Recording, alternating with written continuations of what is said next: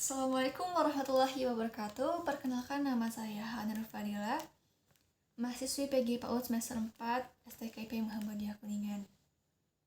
Di sini saya akan menyampaikan materi mengenai media, klasifikasi media dan sumber belajar dalam mata kuliah media pembelajaran yang diampu oleh Ibu Nika Cahyati MPD.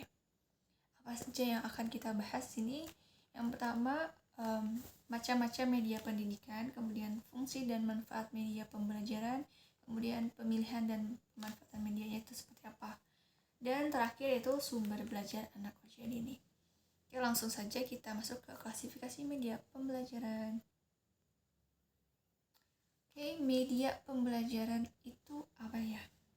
Media pembelajaran itu merupakan sarana atau perantara yang mengantarkan sebuah informasi kepada peserta didik atau penerima, ya gitu. Atau juga media itu merupakan komponen sumber belajar atau bahan fisik yang mengandung materi instruksional di lingkungan siswa yang dapat merangsang siswa untuk belajar. Jadi media pembelajaran ini memudahkan seorang guru untuk menyampaikan materi kepada anak gitu, kepada peserta didik. Kemudian macam-macam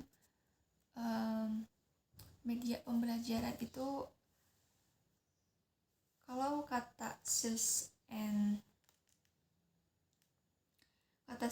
Gaslow itu media berdasarkan perkembangan teknologi, yaitu media dengan teknologi tradisional dan media dengan teknologi mutakhir. Nah, kalau media teknologi tradisional itu ada visual diam yang diproyeksikan berupa proyeksi apaque atau tak tembus pandang. Contohnya itu kayak film strip dan lain-lain. Kemudian yang kedua, visual yang tidak diproyeksikan. Kemudian ada juga audio, kemudian ada penyajian multimedia menggunakan contohnya itu slide plus, suara, dan multi image. Kemudian juga visual dinamis, ada juga media cetak, kemudian ada juga permainan. Nah, kalau permainan itu ada teka-teki, simulasi, permainan papan, dan lain-lain. Kemudian ada realitas. Nah, realitas itu berupa model, contoh, dan juga manipulatif ya. Manipulatif itu bisa berupa peta ukuran kecil juga kan bisa, kemudian miniatur. Nah, suatu bangunan kecil atau objek-objek yang dibikin oleh manusia, yang dibuat kecil gitu ya, gambaran-gambarnya. Kemudian juga ada boneka. Nah, selanjutnya itu media teknologi mutakhir, yang tadi kan itu tradisional. Nah, kalau mutakhirnya itu media berbasis media telekomunikasi atau teleconference dan distance learning. Nah, kalau teleconference itu percakapan yang dilakukan secara jarak jauh. Nah, itu biasanya dilakukan berupa telepon gitu ya. Dan distance learning itu pembelajaran jarak jauh. Jadi di teknologi mutakhir ini, teleconference dan distance learning itu sudah biasa kita lakukan gitu ya, sudah tidak asing lagi begitu, karena sekarang di zaman yang canggih, teknologi semakin canggih, zaman yang begitu pesat gitu ya perkembangannya. Jadi teleconference itu menggunakan, kalau sekarang itu menggunakan WhatsApp ya, biasanya telepon smartphone. Di dalamnya itu kan udah ada internet segala macam, ada aplikasinya. Kita bisa menggunakan aplikasi apapun untuk sebagai media telekomunikasi gitu ya, berkomunikasi. Pembelajaran pun bisa dilakukan di dalam dengan jarak jauh gitu ya, seperti sekarang ini dalam di era pandemi gitu ya, sedang dilakukannya daring gitu ya, pembelajaran daring di Zoom ataupun dalam WhatsApp atau media aplikasi pembelajaran lainnya, aplikasi video conference lainnya. Kemudian juga ada media berbasis mikroprosesor, yaitu CAI, Computer Assistance Instruction, kemudian ada games, hypermedia, CD, compact disc, dan pembelajaran berbasis web. Selanjutnya itu fungsi dan manfaat media pembelajaran. Menurut Levy dan Lenz, fungsi pembelajaran itu ada 4 fungsinya. Yang pertama itu fungsi atensi. Fungsi atensi itu adalah fungsi inti atensi perhatian yang dapat menarik dan mengarahkan perhatian siswa untuk berkonsentrasi kepada isi pelajaran yang berkaitan dengan makna visual yang ditampilkan atau menyertai teks materi pembelajaran. Jadi kalau misalkan kita menggunakan media pembelajaran, maka pusat perhatian anak itu akan tertuju pada media pembelajaran tersebut, karena media pembelajaran itu diharuskan dibuat dengan semenarik mungkin sehingga anak itu dapat tertarik dan fokus tertuju pada media pembelajaran tersebut, kepada guru tersebut yang menyampaikan, menjelaskan ya. Selain atensi juga berfungsi untuk fungsi afeksi. Nah, fungsi afeksi di sini adalah media visual dapat terlihat dari tingkat keterlibatan emosi dan sikap siswa pada saat menyimak tayangan materi pelajaran yang disertai dengan visualisasi. Jadi dengan adanya media pembelajaran, anak dapat terangsang gitu ya emosinya, sikapnya, sehingga dapat memahami apa yang disampaikan guru dengan cepat gitu ya. Kemudian juga ada kognitif, fungsi kognitif. Di sini fungsi kognitif media visual terlihat dari kajian-kajian ilmiah yang mengemukakan bahwa lambang visual atau gambar memperlancar pencapaian tujuan untuk memahami dan mengingat informasi atau pesan yang terkandung dalam gambar. Nah, jadi kognitif seseorang kan itu berbeda-beda. Ada yang dengan melihat saja sudah bisa hafal, bisa mengingatnya. Ada yang dengan mendengar dia bisa hafal. Ada yang harus keduanya, melihat dan mendengar. Dan juga ada yang harus melakukannya. Jadi berbeda-beda. Dan di sini media pembelajaran ini sangat penting sekali ya.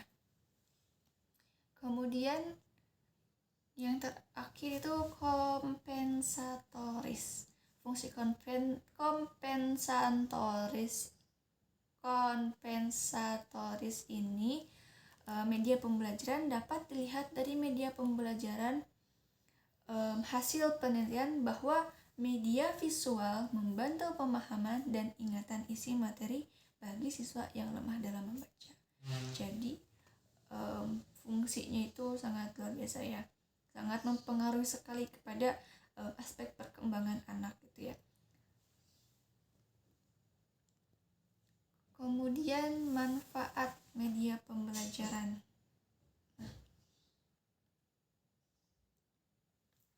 Selain kemanfaat juga fungsi dari media pembelajaran itu untuk memperjelas penyajian pesan agar materi yang kita sampaikan itu dapat lebih tersampaikan, lebih dipahami lagi oleh anak apabila menggunakan media pembelajaran.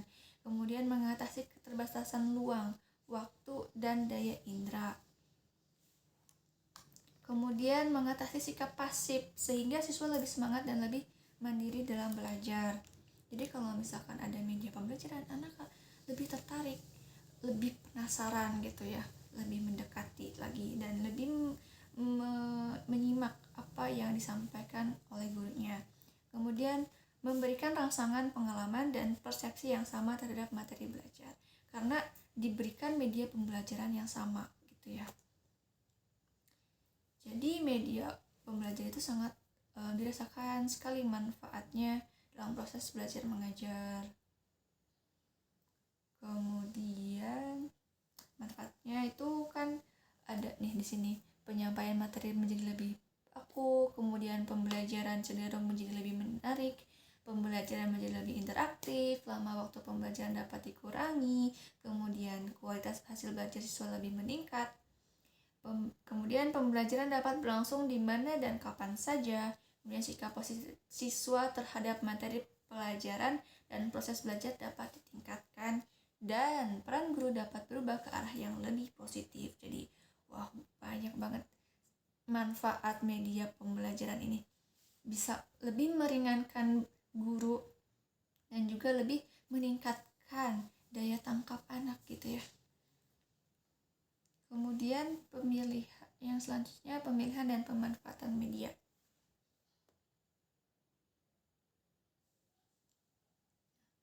Pemilihan media itu harus memperlihatkan landasan teori belajar. Nah, menurut Azhar Arsyad pada tahun 2017 halaman 72, berdasarkan teori belajar terdapat beberapa kondisi dan prinsip psikologis yang perlu diperhatikan dalam memilih dan memanfaatkan media pembelajaran, yaitu misi dan motivasi, perbedaan individual, tujuan pembelajaran organisasi, persiapan sebelum belajar, kemudian emosi, partisipasi umpan balik, penguatan, latihan, dan pengulangan serta penerapan. Jadi kita sebelum memutuskan media pembelajaran untuk tema kali ini, misalkan temanya alam ya. Nah, pemilihannya itu kita harus berdasarkan tema, kemudian juga harus berdasarkan misinya apa yang akan dituju nih dari pembelajaran ini. Berarti media pembelajaran itu harus seperti apa gitu ya. Terus disesuaikan juga dengan karakter anaknya, bagaimana, apakah cocok atau tidak, kemudian nanti umpan baliknya akan seperti apa, dan penguatan yang kita berikan juga seperti apa gitu ya. Jadi itu harus diperhatikan gitu ya.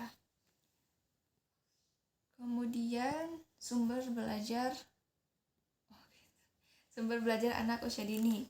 Nah, istilah sumber belajar dipahami sebagai perangkat atau bahan materi, peralatan, pengaturan, dan orang di mana pembelajaran dapat berinteraksi dengannya, yang bertujuan untuk memfasilitasi belajar dan memperbaiki kinerja.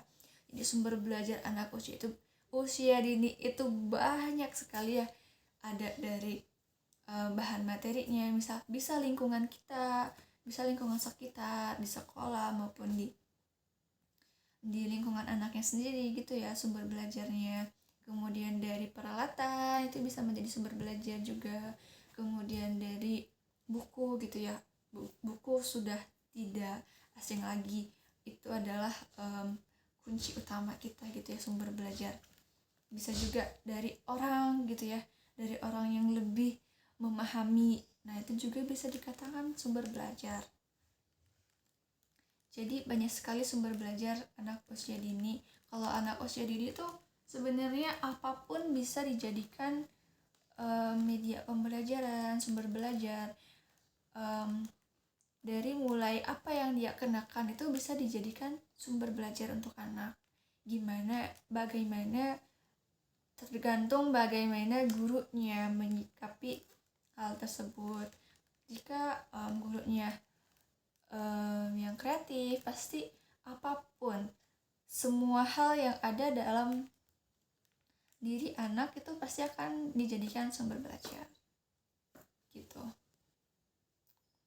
Mungkin cukup sekian materi yang dapat saya sampaikan, kurang lebihnya saya mohon maaf. Assalamualaikum warahmatullahi wabarakatuh.